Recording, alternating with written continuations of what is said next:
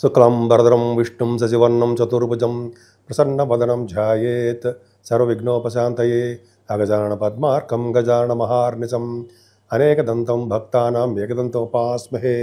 ఓం గం గణపతే నమః. ఓం శ్రీమాత్రే నమః. ఓం శ్రీ గురుభ్యో నమః. ఈ టీవీ వీక్షిస్తున్నటువంటి ప్రేక్షకులందరికీ కూడా పేరు పేరున నా హృదయపూర్వక నమస్కారాలు. ఇప్పుడు మనం జూన్ 1వ తారీఖు నుంచి జూన్ 30వ తారీఖు వరకు కూడా ఈ 12 రాశుల వారికి ఎలా ఉండబోతుందో తెలుసుకుందాం. దానికంటే ముందర నా పేరు వాడరేవు ఆదినారాయణరావు శర్మ. 7075389589 7075389589. మీ జాతకాలు చూపించుకోవాలనుకున్నా, అదే ఏదైనా ముహూర్తాలు పెట్టించుకోవాలనుకున్నా మా ఆది ఆస్ట్రాలజీకి ఫోన్ చేయండి. నేను తప్పకుండా నేనే లిఫ్ట్ చేస్తాను ఫోను. ఒకవేళ ఇలా షూట్స్లో ఉన్నప్పుడు, అయితే జాతకాలు చెప్తున్నప్పుడు నేను లిఫ్ట్ చేయలేకపోవచ్చు, వాట్సాప్ మెసేజ్ పెడితే తప్పకుండా నేను మీకు రెస్పాండ్ అవుతాను. తప్పకుండా మీకు రెస్పాండ్ అవ్వడమే కాకుండా మీకు జవాబులు కూడా చెప్తూ ఉంటాను. మీకు ప్రాబ్లమ్స్ ఉంటే చెప్తూ ఉంటాను. తులారాశి వారికి అద్భుతమైన ఫలితాలు బాగా ఉన్నాయండి మీకు. ఎందుకంటే భాగ్య రాజ్య లాభస్థానాల్లో విశేషమైన సంపదలు పొంచి ఉన్నాయి. చెప్పుకుందాం, కొద్ది చివరి వరకు చూడండి. భాగ్య రాజ్య 9, 10, 11 స్థానాల గురించి చెప్పుకుంటాం. అంటే మనం ఒక్కొక్కటి కూడా చెప్పడం కాదు, మంచి మంచి స్థానాలను చెప్పుకుందాం. ఈ రాశికి చూస్తాడనుకోండి, గురుడు ఎంత అదృష్టం అండి. ప్రతి విషయంలోనూ తెలివిగా ఉంటారా మీరు? ప్రయాణాలు చేస్తూ ఉంటారుగా, సలహాలు ఇస్తూ ఉంటారుగా, జ్ఞాపక శక్తి ఎక్కువ కదా, మర్చిపోరు ఏది కూడా. అంత మ్యాథమెటిషియన్స్ కూడా మీ దాంట్లో ఉన్నారు. అంత చాలా గొప్ప శాస్త్రజ్ఞులండి మీరు. మీ విషయం మీకు తెలియదు కానీ మీ విషయం గురించి మాకు తెలుసు. చాలా మంచివారని. ఎప్పుడు తీరా బండి అంటారు, తీస్తూ ఉంటారు. చాలా తెలివిగా ఆనందంగా ఉంటారు. మీ లైఫ్లో చాలా జీవితం మాత్రం ఎక్కువగా సంతోషంగా గడపడానికి మీరు ఎక్కువ ఇష్టపడతారు. ఉన్నతమైన ఊళ్ళల్లో మంచి మంచి సిటీస్లో ఉండాలంటే ఇష్టం. తులారాశి వాడు అంతే. నేను చెప్పేది కాదు, శాస్త్రం చెప్తాను. సరే, పక్క పెడితే ఫైనాన్షియల్గా సెకండ్ హౌస్ చూసుకోవడం వలన ధనప్రాప్తి కలగడమే కాకుండా వాహన యోగం కూడా కలుగుతుంది. మీకు ఆభరణ ప్రాప్తి కలుగుతుంది. అలాగే కొంతమందికి బాగా పాట పడతారు కాబట్టి వాళ్ళకి యాంకరింగ్ వృత్తిలో ఉన్న వారికి బాగా సక్సెస్ రేట్ ఎక్కువ ఉంటుందండి. ముఖ్యంగా మీ తమ్ముళ్ళ విషయంలో మాత్రం చాలా బాగా కలిసి వస్తుంది. మీరు తర్వాత తెలిసి వస్తుంది. వాళ్ళు జాగ్రత్తగా చూసుకుంటూ ఉండాలన్నమాట. మీరు అద్భుతంగా రాణిస్తారు. మీరు భయపడే సంవత్సరం ఏమీ లేదు. స్పోర్ట్స్లో కూడా మీకు బాగా ఉన్నతంగా రాణిస్తారనలో ఏమాత్రం సందేహం లేదు. చక్కటి స్పోర్ట్స్ రంగంలో కూడా బాగుంటుంది. మీ తెలివితేటలు అధికంగా ఉంటాయి కదండి. తెలివితేటలు ఉంటాయి మీకు ఎక్కువగా. మీకు వే ఆఫ్ లివింగ్ స్టైల్ ఎక్కువ. కొత్త మంచి మంచి ఆలోచనలు వస్తుంటాయి. సామాన్యమైన వ్యక్తి ఏమీ కాదు మీరు. అలాగే 4th భావాధిపతి కూడా చాలా బ్యూటిఫుల్గా ఉన్నాడు కాబట్టి 4th హౌస్ లార్డ్ శనీశ్వరుడు మీకు ఉన్నాడు కాబట్టి మంచి జరగడానికి అవకాశం ఉంది. ముఖ్యంగా మీ తల్లిగారి ఆరోగ్య పరిస్థితి చాలా బాగుంటుంది. రైతులకు కూడా వాళ్ళ పంటలు పక్కన పెట్టండి, బ్రహ్మాండంగా పంటలు పండుతాయి. ధనప్రాప్తి ఎక్కువ కలుగుతుంది. అయినా మిమ్మల్ని రాహు ఉండడం వల్ల పంచమ స్థానంలో మీరు రాహు అంత అద్భుతం ఫలితాలు ఎప్పుడో అనుకుంటాం కదా. నిజమే, ఎవడో కాలసర్ప దోషంలో ఉన్నాడు, పైగా రాహు పంచమంలో ఉన్నాడు కాబట్టి పిల్లలకు ఇబ్బంది కలిగిస్తాడు. మీ పుట్టబోయే పిల్లలకు కానీ, లేకపోతే లేట్ డెలివరీస్ కానీ, అప్పుడే ఎందుకు సంతానం చెప్పి అనుకోవడం కానీ, ఇవన్నీ జరుగుతుంటాయి. కానీ అక్కడ గురుదృష్టి పెట్టాడు, అది మర్చిపోకూడదు మనం. వలన సంతాన భాగ్యత ఖచ్చితంగా ఉంటుంది. అలాగే ఈ సంతాన అభివృద్ధి కలుగుతూ ఉంటుంది. స్టాక్ మార్కెట్లో ఉన్నవారికి కూడా ధనప్రాప్తి కలుగుతుంది. సినిమా రంగంలో, కళారంగంలో ఉన్న వారికి కూడా యోగవంతమైన కాలం అని చెప్పచ్చు. అది అంతకంటే అద్భుతమైన ఫలితాలు. శనీశ్వరుడు ఎవడా? శనీశ్వరుడు 6వ భావంలో ఉన్న శని మిమ్మల్ని అద్భుతమైన ఫలితాలు ఇచ్చి తీరుతాడు. ఏమి ఇస్తాడు? గవర్నమెంట్ ప్రొఫెషన్లో ఉండడానికి అవకాశాలు ఇస్తాడండి. మీరు గవర్నమెంట్ ఉద్యోగం కోసం ఆడవాళ్ళకి చెప్తానండి. మీరు గవర్నమెంట్ సంబంధించిన ఉద్యోగాలు మీరు రాస్తూ ఉంటారు, ఎగ్జామ్స్ రాస్తూ ఉంటారు, లేకపోతే ఇంటర్వ్యూస్కి వెళ్తుంటారు, ఉద్యోగాలు వస్తాయి. అలాగే శని ప్రభావం వలన రాజకీయ రంగంలో పదవులు రావడం కూడా, రాజకీయ రంగంలో పదవులు కూడా ఆశించవచ్చు, వస్తాయి కూడా.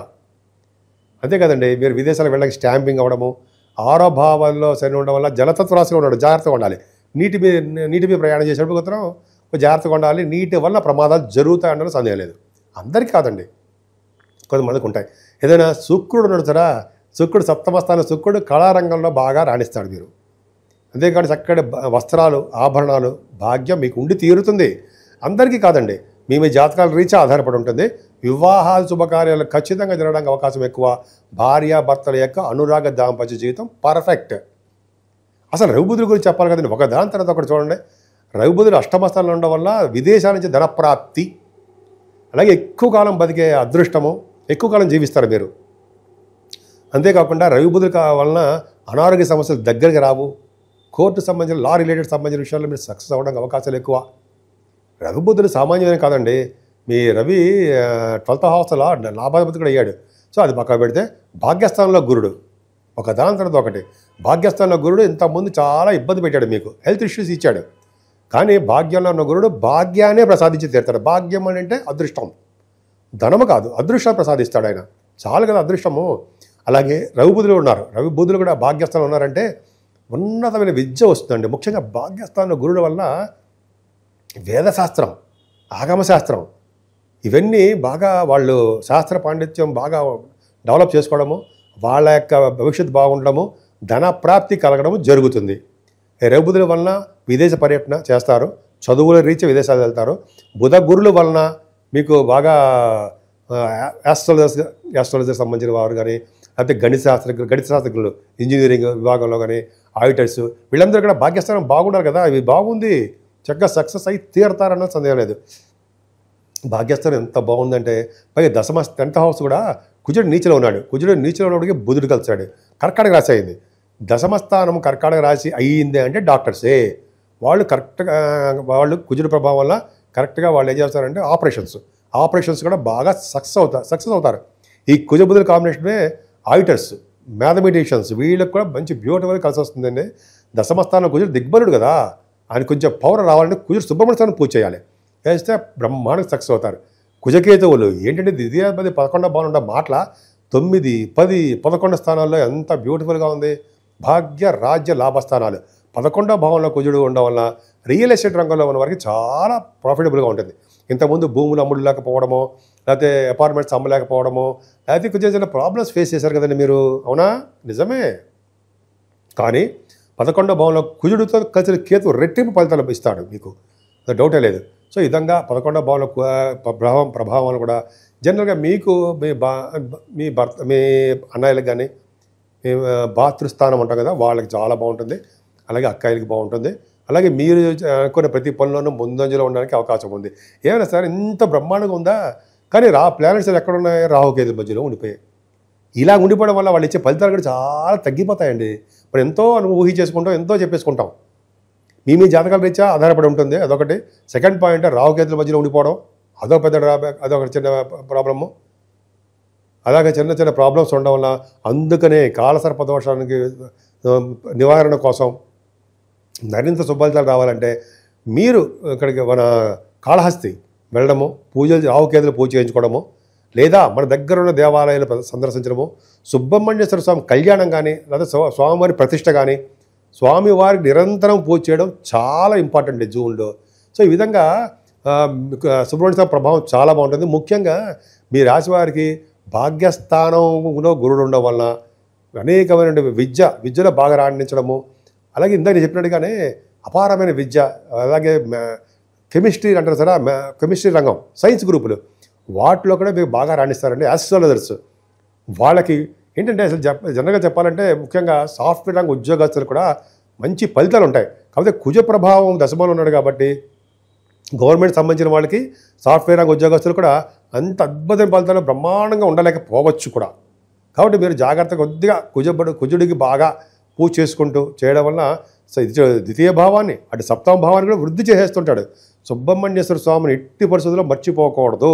ఈ జూన్ నెల మొత్తం కూడా సుబ్రహ్మణ్య స్వామి మనకు రక్ష. ఈ విధంగా మీ జాతకం చాలా బాగుంటుంది.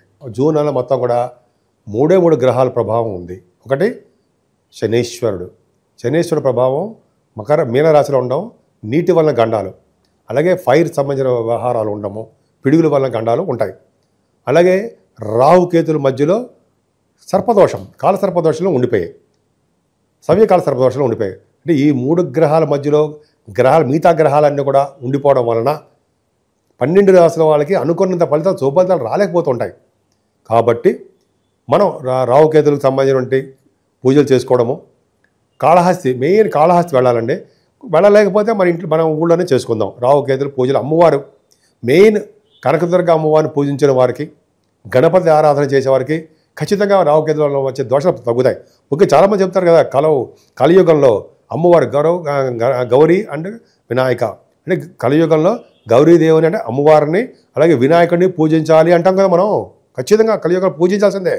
ఎంతమంది దేవుడిని పూజించినా సరే వినాయకుడిని అమ్మవారిని పూజ చేయకపోతే ఆ ఫలితం ఉండదు. కలియుగంలో గుర్తుపెట్టుకోండి. మరి నేను చెప్పేది కాదండి, శాస్త్రం చెప్తాను. అదొకటి చేయించాలి.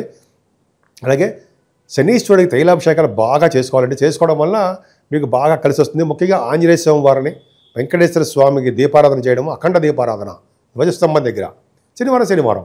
అలాగే శివుడికి అభిషేకాలు చేసుకుంటే సకల దోషాల పరిహారం అవుతాయి. ముఖ్యంగా 14వ తారీఖుని సంకటహరి చతుర్థి అని వస్తుంది. ఆ రోజుని వినాయకుడిని గరిగితో పూజించిన వారికి సకల శుభాలు, 12 రాసుల వారికి కూడా శుభాలు జరుగుతాయి. అంతేకాదండి 23వ తారీఖున మాస శివరాత్రి ప్రదోష కాలంలో అంటే ఈవినింగ్ టైంలో స్వామివారికి అభిషేకాలు చేయించుకున్నా, అది పూజ చేయించుకున్నా మీ గోత్రనామాలతోటి 12 రాసుల వాళ్ళకి శుభఫలితాలే దక్కుతాయి. అంతేకాకుండా 30వ తారీఖు స్కంద పంచమి అని వస్తుందండి. అంతేకాకుండా ఈ నెల నుంచి గురుమూఢమి కూడా ఉంది. అది కొద్దిగా మంచి ముహూర్తాలు ఏమి ఉండవు. సరే, ముఖ్య 30వ తారీఖు మాత్రం స్కంద పంచమి వస్తుంది కాబట్టి సుబ్రహ్మణ్యేశ్వర స్వామిని అత్యంత బాగా పూజించాలి కాబట్టి సుబ్రహ్మణ్య స్వామిని పూజ చేసుకుంటే మంచిది. సో ఈ విధంగా మీరు మీకు ఇష్టమైన దేవుడు ఎవరు అని ఉంటే ఆ దేవుడికి పూజించండి. మరింత శుభఫలితాలు వచ్చి తీర్థంలో ఏమాత్రం సందేహం లేదు. మీకు సంపూర్ణమైన ఆయురారోగ్యాలతో ఉండాలని, అష్టైశ్వర్యాలతో ఉండాలని నేను మనస్ఫూర్తిగా కోరుకుంటున్నాను.